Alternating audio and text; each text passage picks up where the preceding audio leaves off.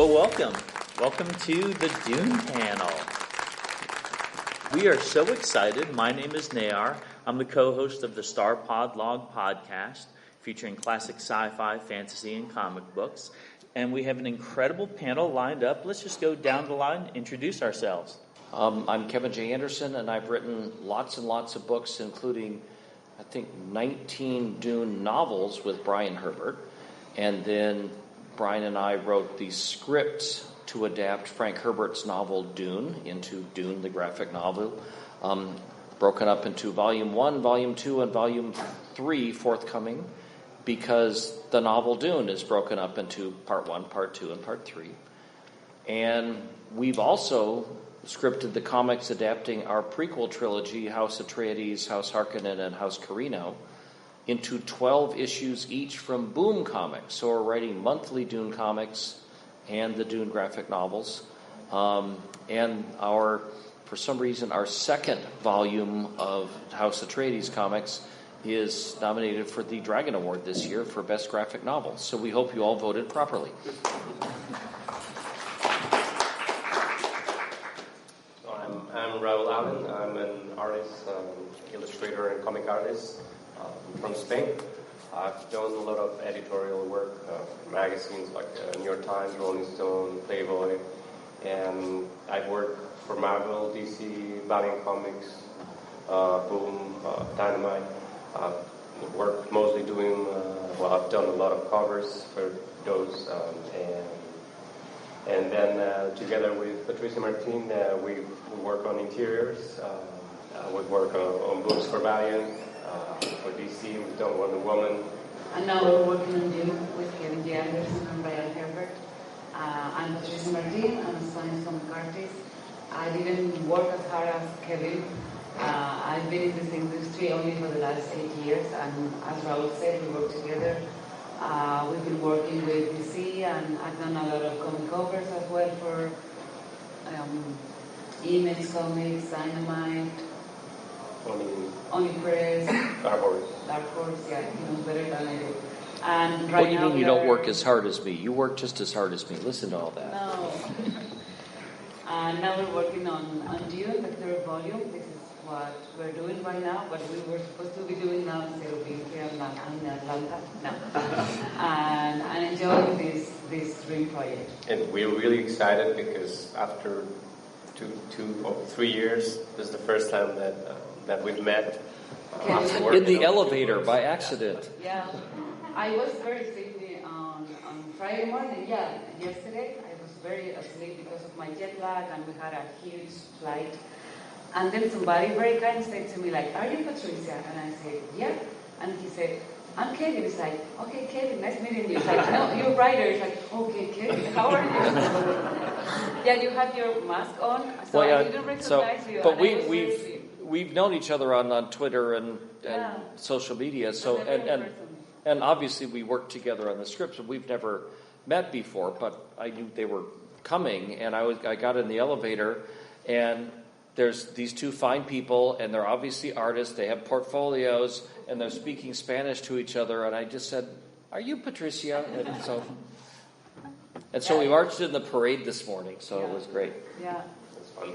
yeah. This morning, Kevin invited us to go to the parade with them and with the Dune group, and it was a lot of fun. I've never been part of a parade, and he was really, really excited. So if you guys have watched it, thank you, because it was a great experience. And I just want to plant this in your head, before the end of the panel, Yes. we three have a really major announcement to make here and debut it, so you need to remember to ask us about that. I will do after that. You've This done is the an Dune exclusive questions. group. How awesome is that? So let's go back. Your history with Dune, Kevin. Yes. Were you a fan first from youth? Let's start at the beginning. Your exposure to this grand epic.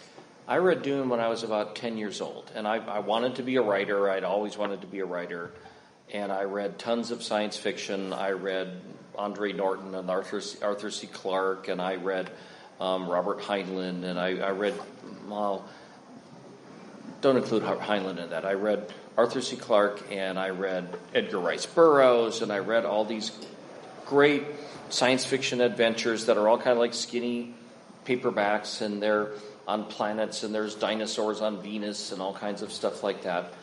And then I read Frank Herbert's Dune, and it just showed me how good a science fiction book could be. That this was not just a adventure on another planet. This was a whole freaking world that he developed, everything that I had never even thought about. I had never thought about ecology and philosophy and religion. There's always Ming the Merciless and Flash Gordon fighting him, and Frank Herbert just absorbed my mind. And when I read it when I was 10, it was pretty much an adventure story of this boy who's with his mom on a desert planet, and they're on the run because there was a war and there's sandworms, and it was very exciting. And then I read it again when I was in high school, and I got a whole lot more stuff to it. I went, whoa, there's like layers in this book that I didn't notice before.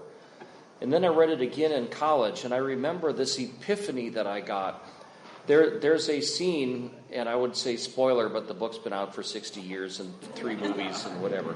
But there's a scene right after the Battle of Arrakeen, when the Baron has brought in all the Sardaukar and his Harkonnen troops, and the Spacing Guild has brought in his entire military to take over the planet Arrakis.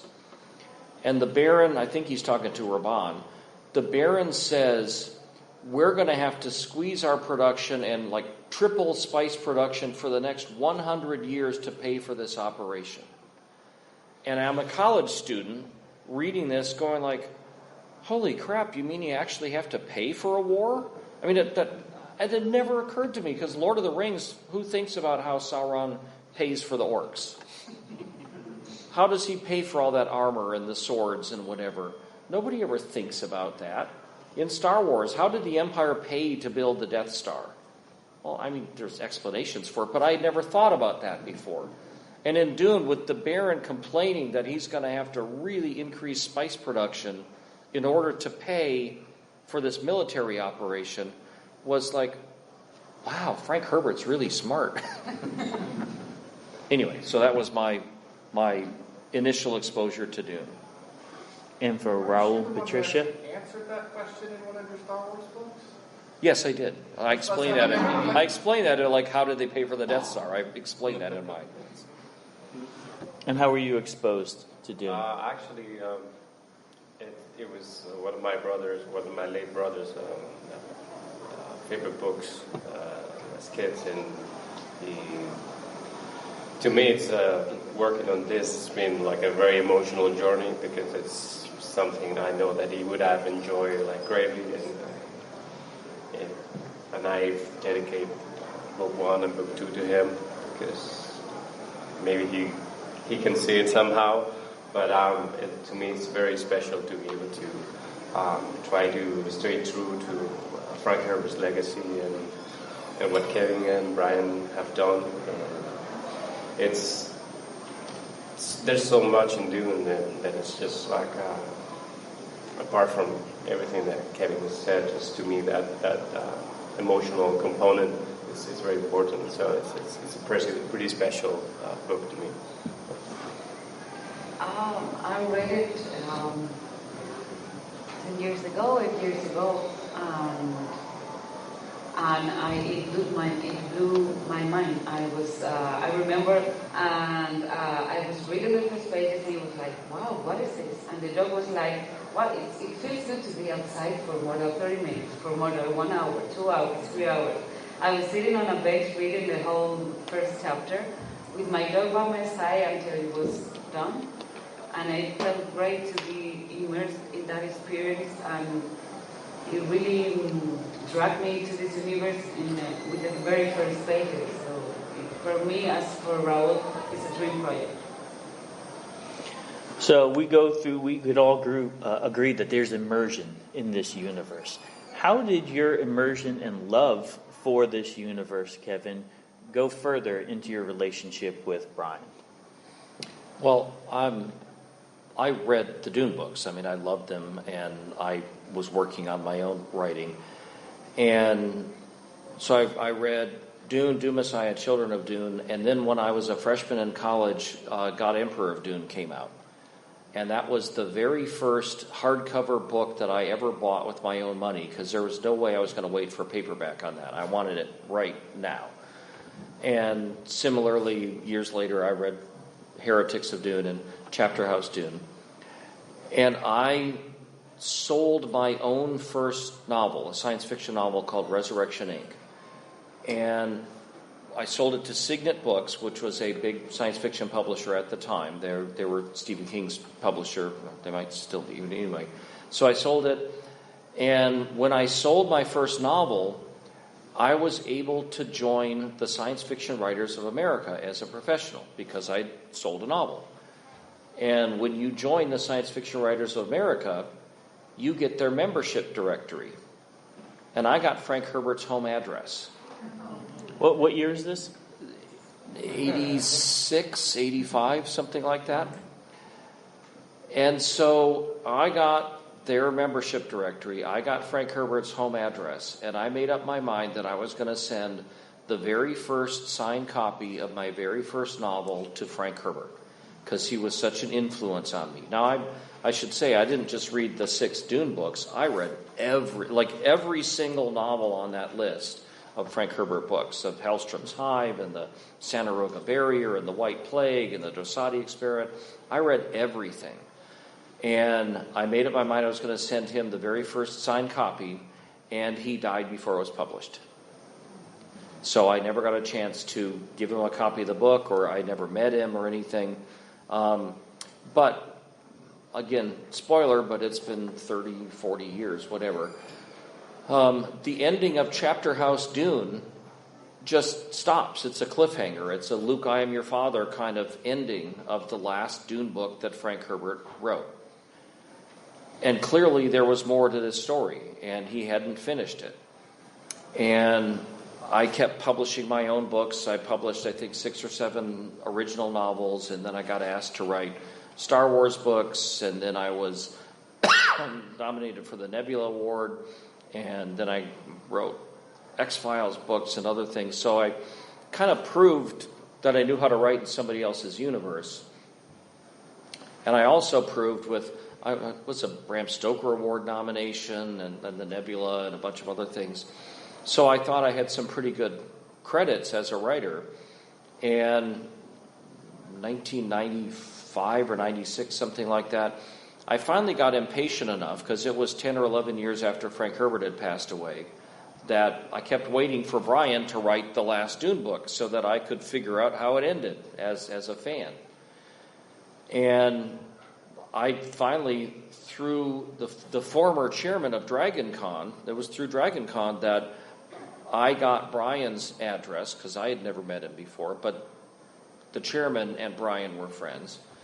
And so this guy volunteered to send a letter to Brian on behalf of me. So I wrote a letter that started out, what you just heard is a shot in the dark. And I told him how much I loved the Dune universe and how much I really felt that it should be finished, because his dad clearly left the story unfinished. And was he ever going to do it? And if he didn't, could we maybe work together and finish it? And he waited a couple of months, and he says that he was checking my references and calling people and asking. But I had bribed everybody ahead of time, so they all said good things.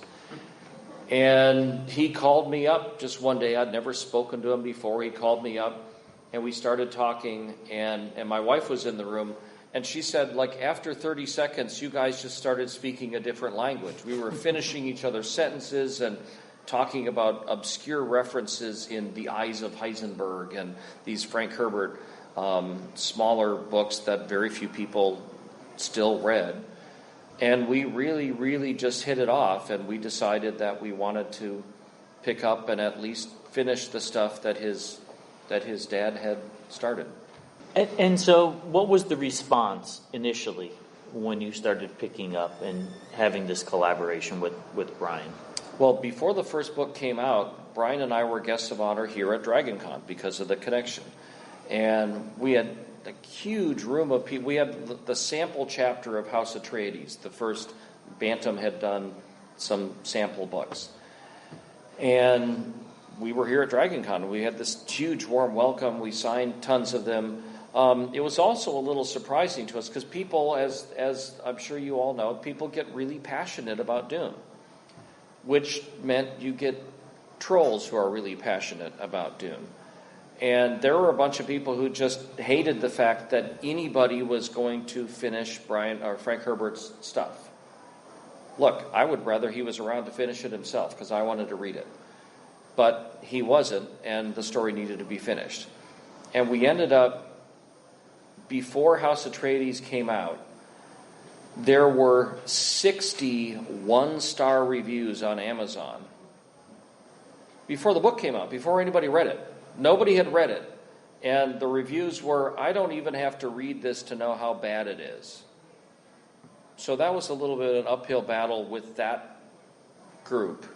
But thankfully, they're a small percentage of the group. And since then, like I said, we've published 19 different Dune books.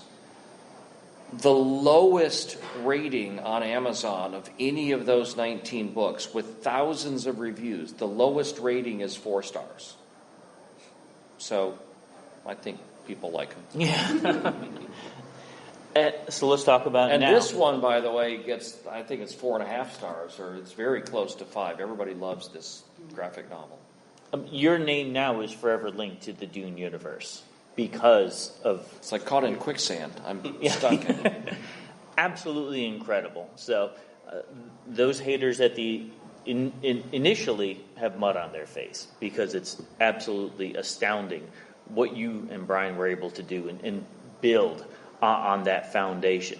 Now let's talk about adapting Dune to comics. I know in the 80s I bought the comic book adaptation of that movie, the Marvel adaptation, because that was the thing before the internet. If you wanted to relive any movies, you bought comic books, Viewmasters, trading cards, right? Those are the things that kids would do because you saw a movie essentially once at the movie theater. Any comments on Marvel's first adaptation? Oh, I honestly haven't read it. I mean, I think I might have seen it in the 80s. But now here's the thing about the David Lynch movie. I'm a huge Dune fan, so when it comes out, I'm like counting down the days and waiting to see it.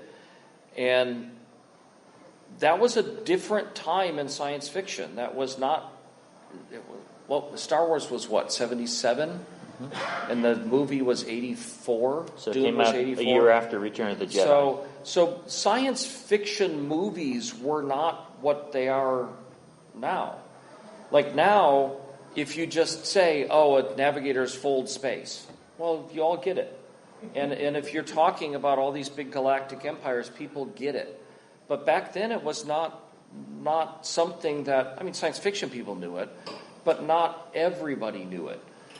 And I still have this. When you went into the movie theater to see the David Lynch movie, there was somebody standing there, and they would peel off this piece of paper that had a sheet of definitions explaining what the Bene Gesserit were and what the Muad'Dib meant and what the Fremen were and what Arrakis was. And you were supposed to sit there and read the cheat sheet before the movie started so that you knew what was happening. And then when the movie starts, it's Princess Irulan sitting there, just hold on, I'm going to explain a lot more stuff to you before the movie starts. So it was way different, and that's why...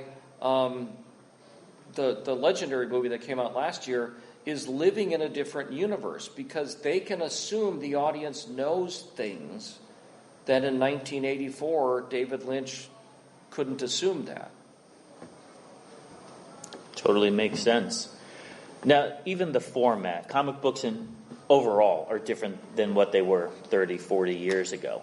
Let's talk about this series, Dune the graphic novel. Starting with book 1. How did the ball get rolling for this and the collaboration with everyone on this panel?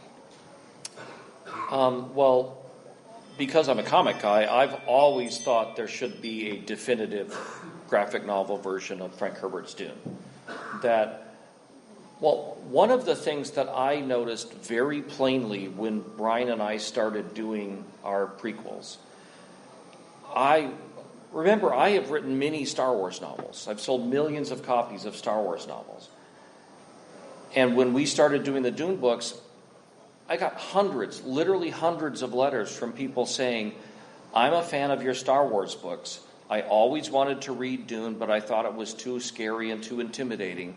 But I like your Star Wars books, so I'm going to read your Dune prequels, which will get me up to speed to read Frank's book. And so we had this like a catalyst or a ramp to get people into Frank's novel.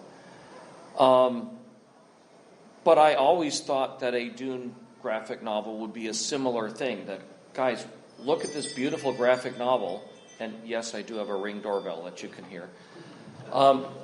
Look at this beautiful graphic novel, and at least you'll get the detailed story. And I hope that they'll read the graphic novel and then go and read Frank's book. So.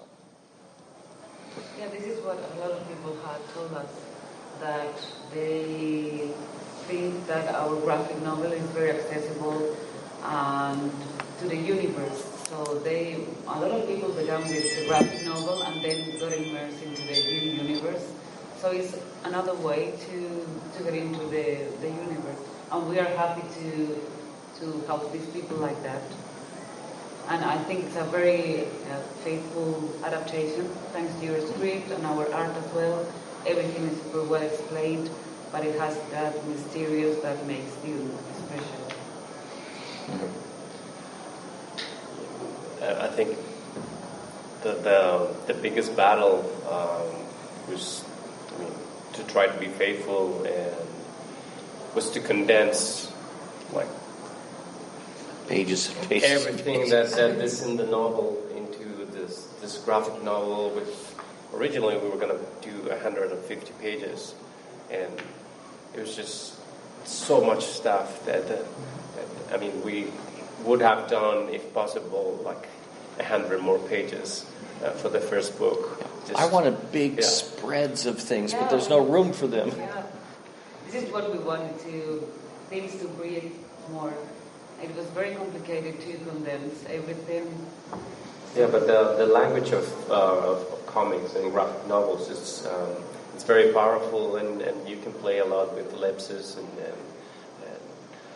separate things and change and play with the pacing and everything to narrate things in a different way. And the thing is, it's hard to decide what to take out, right? Because you want to put, there's so much good stuff that you want to put it all in, and also you want to try to incorporate some of your vision into how you have imagined this universe. So you have to take so many decisions into making a book like this or a series like this. But we're extremely happy with the whole experience, and just being able to approach Dune. It's a dream, and we're happy to be able to develop this. And the third book it's going to be more awesome. So give us an idea, as an artist, what goes through your mind when you accepted this project? What was your vision, and how did you sort things out systematically so we can get this incredible work? We went crazy when the publisher said that if we wanted to do Dune, it was like, yes, but that's intimidating. Yeah, it was very intimidating, yeah. But the first book, it is true that we were quite nervous because a lot of great people in history had approached Dune, and for us it was a great deal.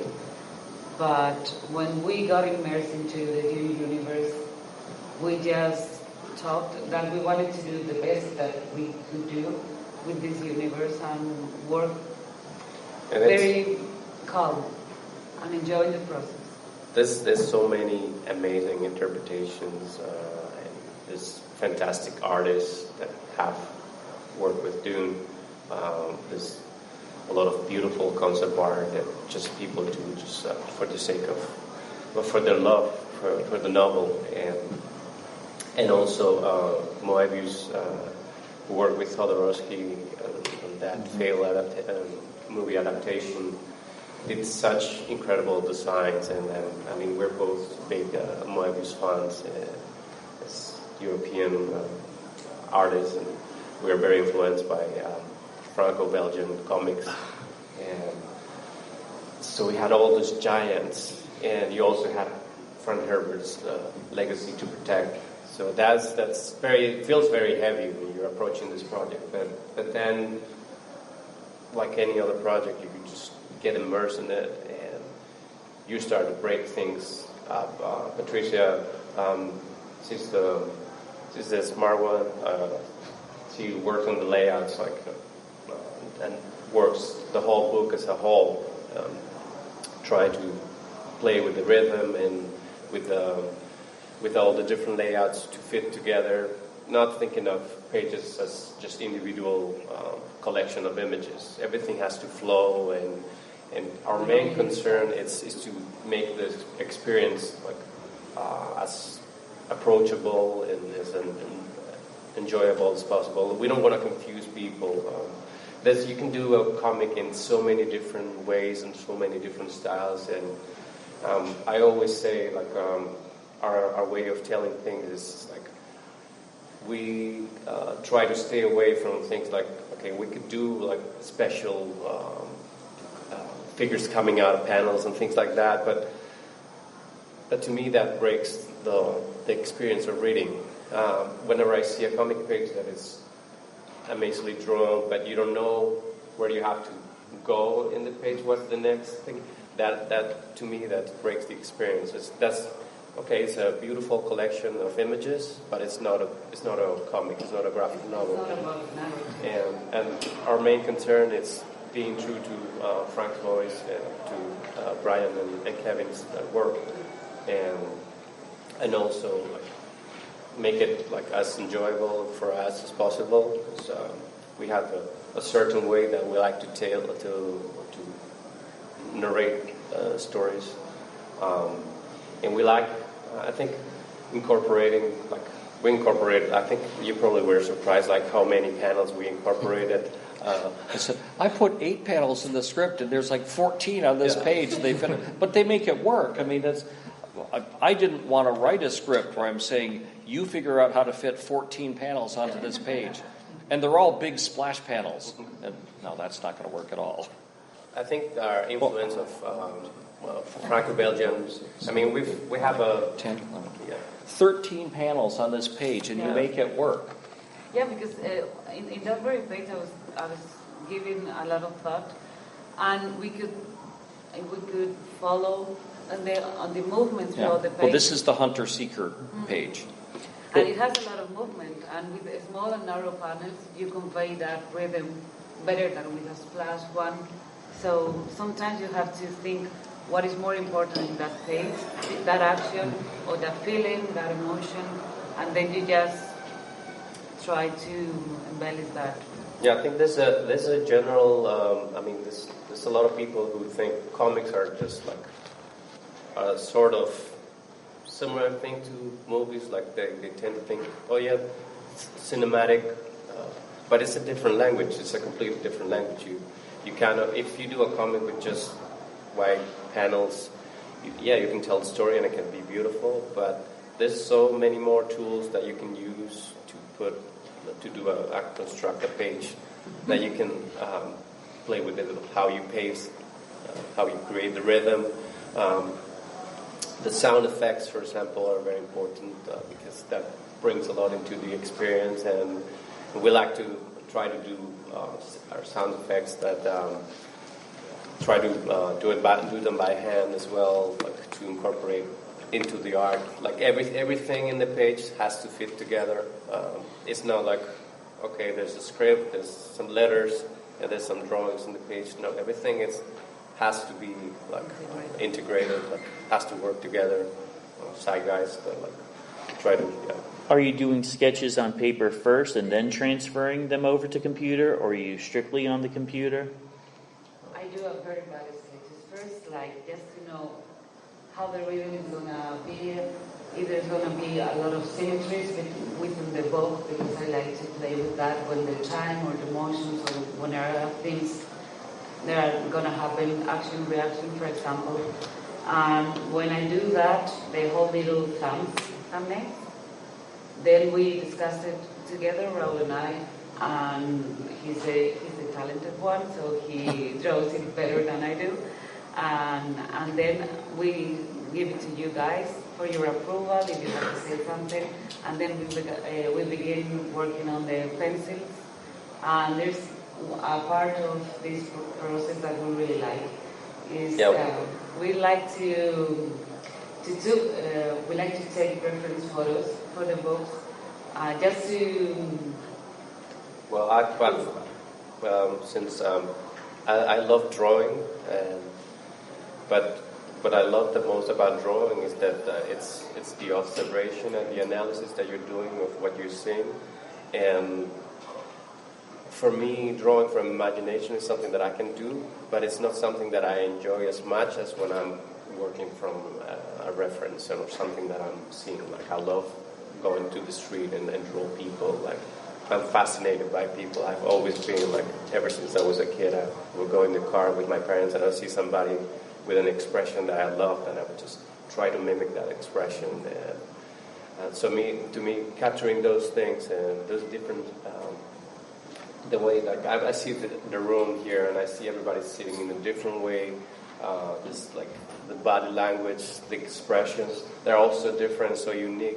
So I try to incorporate those things in the drawings. So we do a lot of photo reference for drawing the books, and even the style is more stylized. It's not like super realistic, but what you capture from those references is a little bit of fluidity of the movements. Like, we work with some friends, and it's also drawing comics it's you're sitting all day on your table or on the computer. So this is our gym. Like, whenever we do photo references, it's a lot of fun. And my mom has helped us a lot with some costumes. We have some really funny costumes. It's too bad we didn't bring them for the parade, because it would have been pretty fun. You didn't know about the parade until a couple of days ago. So the page that we just showed, and as I saw that, it really brought to mind the memory of, this is the scene where the hunter-seeker comes out of the bed and Paul's in the bedroom and doing it. So about 4 years ago, we had a total solar eclipse here in the U.S. And I live in Colorado, and the eclipse path crossed over Wyoming, which is north of Colorado in the mountains. And I had never seen a total eclipse before. So my wife and I, we did an overnight drive. We stayed with friends halfway up, and then we drove up into Wyoming in the path of the eclipse. And we found this isolated reservoir in the mountains of Wyoming that was in the path of the eclipse. And so it's a dirt road, and we get all the way out there, and we parked, and there were a couple of dozen other people who had gone to that place. They had set up their tents or whatever. And so we parked there, and we set up our little picnic table and our chairs, and I had my laptop with me, and that was when I was writing that part of the script about the hunter-seeker as the sun was... It takes hours. And as the sun is disappearing toward the total eclipse, that's when I was writing those pages in the script about the hunter-seeker coming. And as soon as I just looked at that page, I went, I remember sitting there and the light was getting dimmer, and you could see that was... What a perfect way to be writing that part of Dune. So it's awesome. Yeah. So you said you would draw pages and then send it to Kevin for approval. Give us some... Just a little thumbnail. Give us an idea. Were there times where the layouts you didn't feel were right, or were things were absolutely perfect? Give us an idea of the notes that you would write. Well, I was either lazy or trusting, depending on which way you want to do it. Because I didn't... I mean, the script is 160-some pages. So when they sent me the thumbnails, I didn't go through panel 1 and look at this one and panel 2 and look at that one. I would kind of look at it more as a visual, here's how all the panels are on the page. And I think the biggest things I said was like try to loosen up and make them bigger panels or something like that. That's about it. But I put, unlike, there used to be two very discrete forms of doing scripts in comics, the Marvel way and the DC way. And the DC way is page 1, 7 panels, panel 1 is this, and panel 2 is this, and panel 3 is this, and you put all the dialogue in and you write it like a script.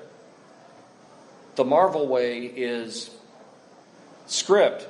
Spider-Man fights the lizard, and the lizard gets beaten. Hand it to the artist for them to interpret.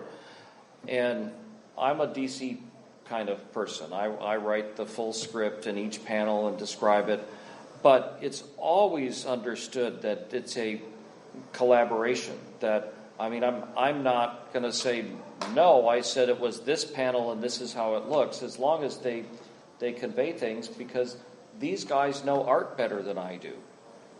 And in many, I'm not sure I did it too much in these, but in some of my other comics, if there's like a 2-page fight scene, I'll say 2-page fight scene and this happens at the end, and I want the artist to choreograph it, because if I'm the writer choreographing it, I don't know fighting.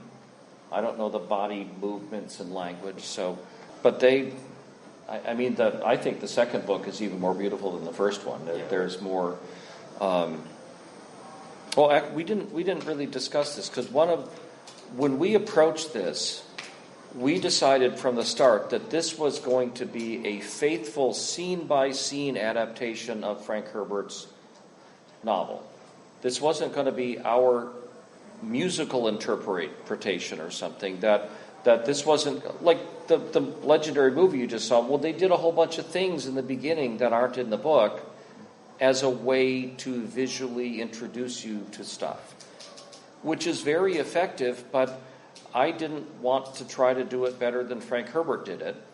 So we did it exactly the way he did. But that's really hard, because the first 80 pages, almost nothing happens in the book. There's a lot of really deep world building and philosophical discussions. And think about it. The most exciting part in the first few chapters of that book is Paul with his hand in the box. Well, how do you show Paul with his hand in a box? It's a kid with his hand in a box. It's this hugely exciting and suspenseful scene, but it's not very visual. It's a kid with a hand in a box. So that poses all kinds of challenges to make this look interesting. Because if you're just reading the words, you're on the edge of your seat. But if you're looking at what's actually happening, it's Paul not moving because he's got a poison needle to his neck and he thinks his hand is roasting. Well, not very action-packed. How did you accept that challenge? I think in that particular scene, we couldn't avoid being influenced by what Bill Sienkiewicz did in the adaptation. Because we're both big fans of Sienkiewicz's work, and we added a little homage in that sense, having that X-ray of the hand, like just. Because I think with comics, you can get away with a lot more things that you can do in a real-life movie, for example, just like you can do in animation. So you can, especially Patricia and I, we like to work with just having outlines or darkening things and just have eyes that glow in the dark, even if it's not realistic, but it gives a different mood, and it gets you into the story. So we did something similar in that for that scene, because you want to create some sort of discomfort, and you can do the expressions, but still you can add things with the shape of the panels to trap your characters. You can, there's so many different ways that you can use the language of comics, just the shape of the panels and the format and how you place them on the page. So that for that we use. I I was asking for the book, so we White can panels. yeah, that was Yeah. good. We use white panels for that to, when you use wider panels, you're slowing the pacing, and even though we didn't have backgrounds in there because we just want to create with the emotions. For example, this page, we wanted to combine Poe's Mohayan. Mohayam. Mohayan. Yeah. I don't know how to Yeah, pronounce it in English. forgive us because we Yeah. make such a bad job at pronouncing names Yeah. in English.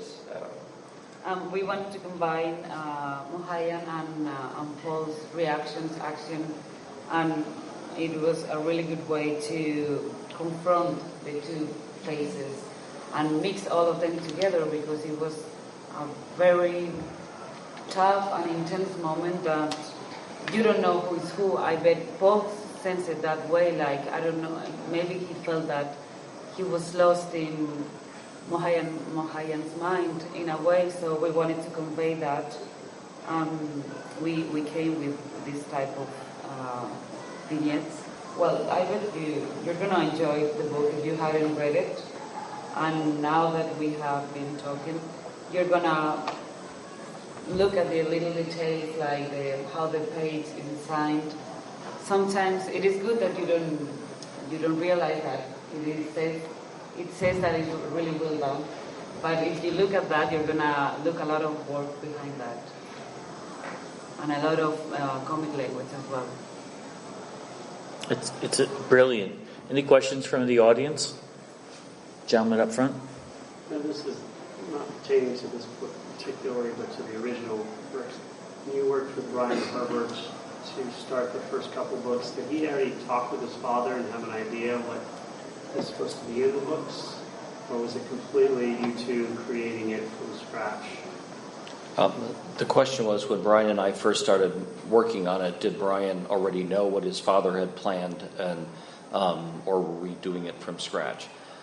Frank and Brian had discussed writing a different couple of books together. They wanted to do the Butlerian Jihad story, and they had started a little bit of brainstorming on that, but they didn't get around to it. The very last book that Frank Herbert published is called Man of Two Worlds, that he co-authored with Brian. So they were already starting to work together.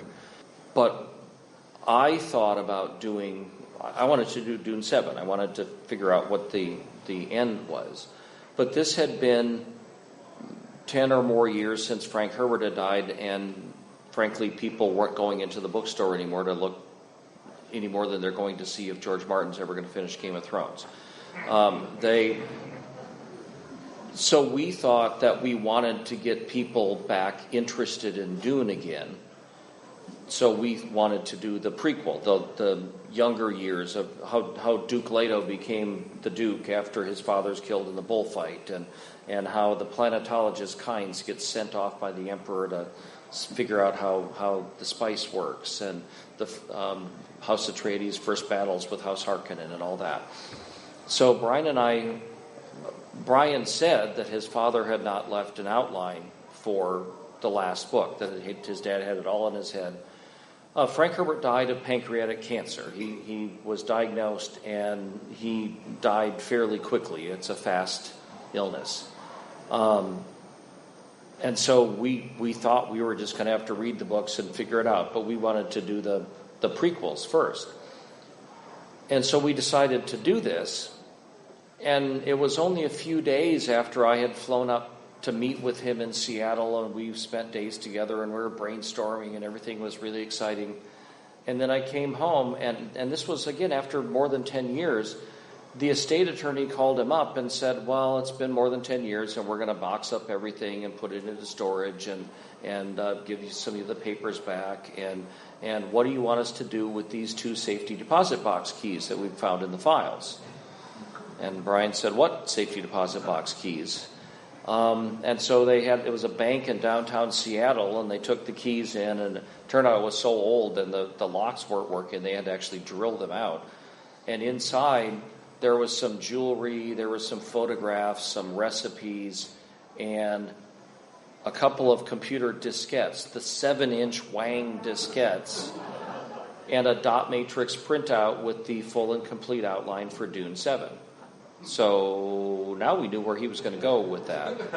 But we still wanted to do the prequels first, which is, Mohiam and how it's Shaddam killed his father, Emperor Elrond IX, and how did all that happen and stuff.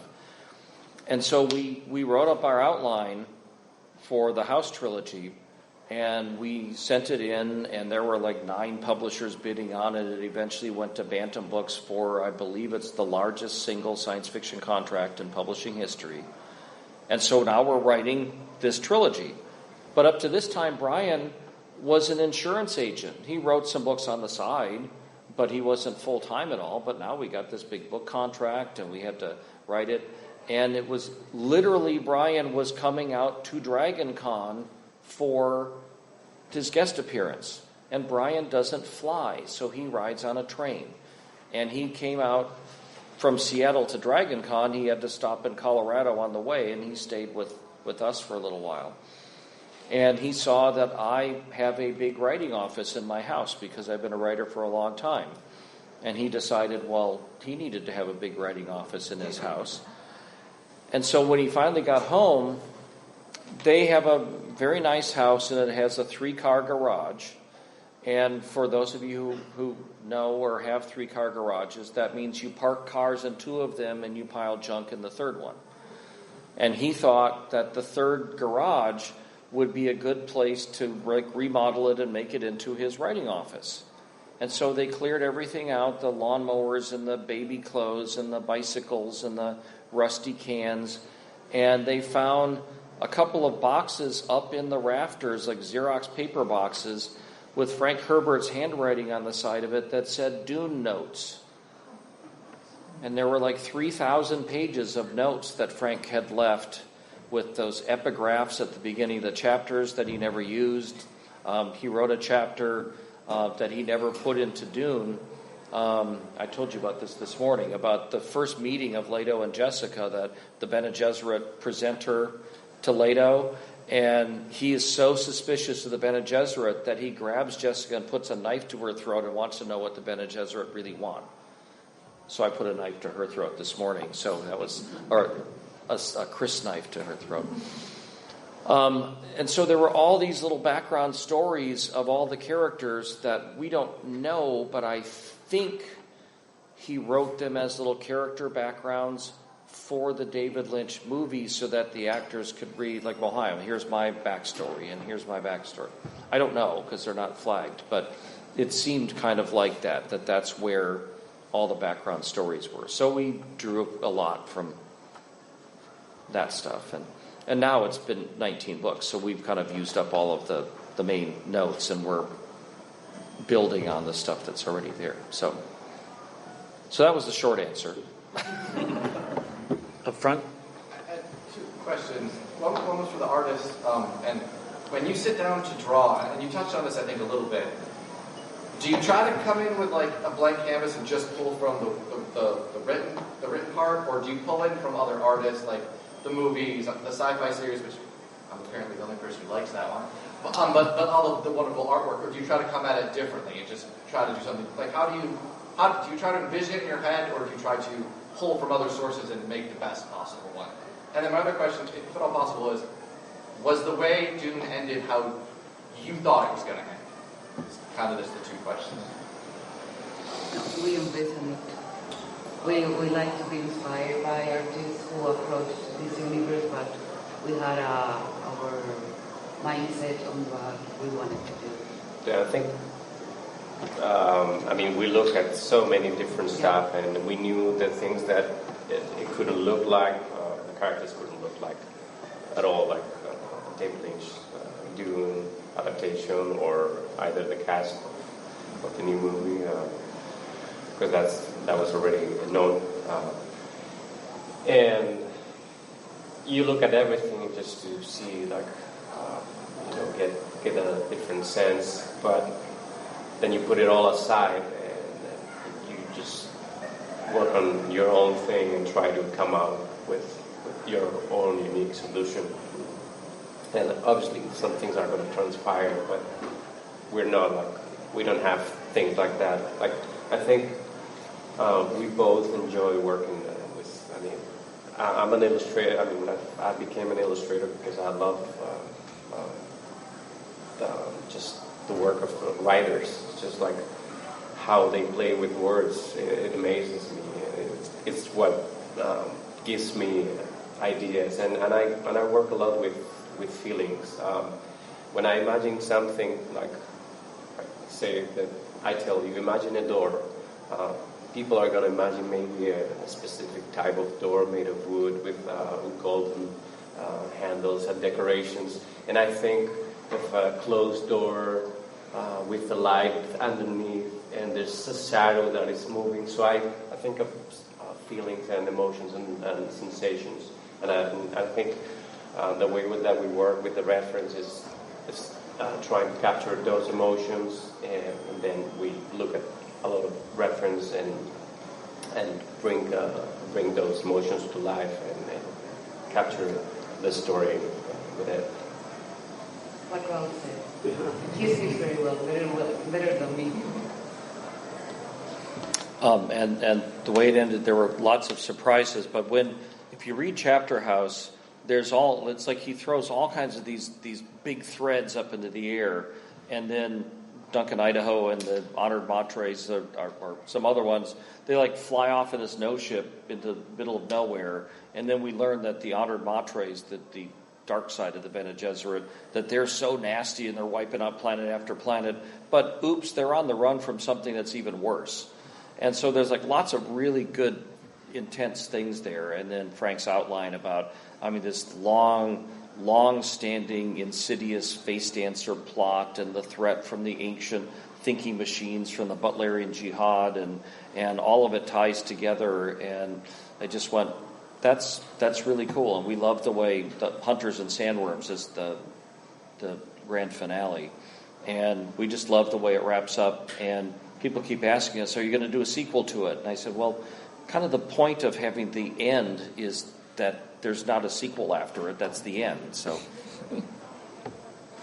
over here. One of my favorite parts of the graphic novel is the use of color, and especially like in the backgrounds. I feel like there's like very unique choices that you've made. How did you decide on the kind of feel of like the palette in the graphic novel? Like, was that like a long process, or did you know right away it's going to be these really interesting reds and oranges? Well, I think there's two parts to that. There's obviously color. It's another tool that you can use in the comic, and we use it a lot to separate different scenes. We decided that we were going to use different shapes for the Atreides than we were going to use for the Harkonnen or the Fremen. So to give different feelings, like we have circular shapes for the Atreides, and we have more triangular shapes for Harkonnen, just to make them more aggressive. And we do the same thing with the color, trying to have colors that have a sense of give you that danger sensation. And there's that component, and there's also our own unique taste for color. I think throughout our comic book work, our color is pretty distinctive. In that sense, we tend to use a lot of powerful, bright colors, and also the coloring. It's more graphic because our line work is not. It doesn't have blacks into it like a lot of the American comic book have, because we're more influenced in that way by the European comics. So color plays a lot, and it ties everything together. And the main thing is that it helps the readability, and it enhances the experience and the emotion that you want to tell in every part of the book. So I don't know if that sort of answers the question. I don't know if you want to add something. And also, Patricia has a really good taste in color. So Yeah, what we do is that we, as Raul said, we separate the scenes by color. Not only if it is daylight or night light, it's also because of the sensations. And we like to go through the whole book and just put it in colors on the different scenes. So the reader, in a way, even if you don't realize that, but the reader can say that, okay, we're back in this scene, without even looking at the characters. There's a sense of, okay, I know where I am without even knowing it. And that helps a lot to the readability, as Raul said. So, yeah, I'll go. No, it all has to do with trying to be as clear in a narrative as possible, making the experience as fluid as possible. Dune is so you don't get confused. Dune has a lot of details, and if the reader gets lost in the narrative because they don't know where to go, for example, as we were saying before, the eye of the reader, they don't know where they have to go, the color really helps that. So the experience is more rich and you can focus on little details instead of thinking, where should I read next? Yeah, in that sense, we also play with the gutters. If you are familiar with the gutters, are the space in the outer space from the panels. So, and I think that also it's part of the page. So you use that as well. And some of the pages we have black gutters. For example, the Harkonnens to also enhance that feeling of oppressiveness. And in the second book, whenever they're inside the caves of the Fremen, we also have black frames, and we have more organic frames because we are playing with the shape of the caves to build the panel, for example. So it's so many tools and so many things that you can do that. It's not only drawing. There's a lot of thinking behind every page in the whole book, and we would love to do it very quick, but then it wouldn't have been our effort. So that's why you have to wait until 2024 for the third one. 2024, yeah, the spring. I think it's gonna get out. No. Well, thank you. Incredible insight onto this work. We have a special announcement. Is that correct?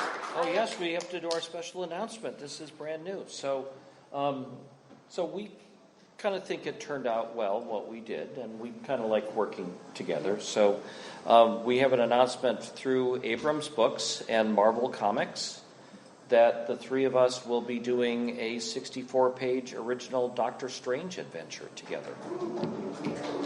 How exciting is that?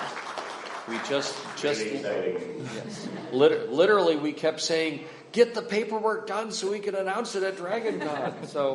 So it's going to be really cool. Doctor Strange, Lovecraftian stuff, and tentacles and nightmares and good stuff. So that's our big announcement. That's our big DragonCon announcement because it's brand new. Nobody else knows it. We haven't even.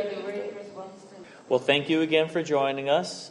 Please let everyone know where they could find your work and contact you, follow you. Yeah, we are the fourth floor right now, and there's supposed to be a sign. It's right now, right? Don't we go from here to your table? Yeah, to our table. So if you want to follow us. Yeah, this is the fourth floor. And there we can give you our business cards, and you can find us on social media, Instagram. And this is a special from Abrams Books that they made this nice, beautiful print of the Bill Sienkiewicz cover. And the three of us will be signing it for anybody who gets a copy of the graphic novel. Yeah. Or who has one. I mean, you don't have to buy a fourth one just to get one. But these are special that we just got for DragonCon. So lots of good stuff. Yes, you have a question in the back. Bard's Tower is supposed to have them up here. But I don't know what were you setting up those details? We don't know who's setting up those details. So, yes, Bard's Tower is supposed to have books for sale, and I will make sure he comes up to their table because that's where we're going to be sitting right next. Okay? So, and it's here on this floor, so you can just follow us over there right now. Thanks for listening. Make sure you hit that subscribe button and join our Facebook group. Live long, and may the Force be with you. Nanu Nanu.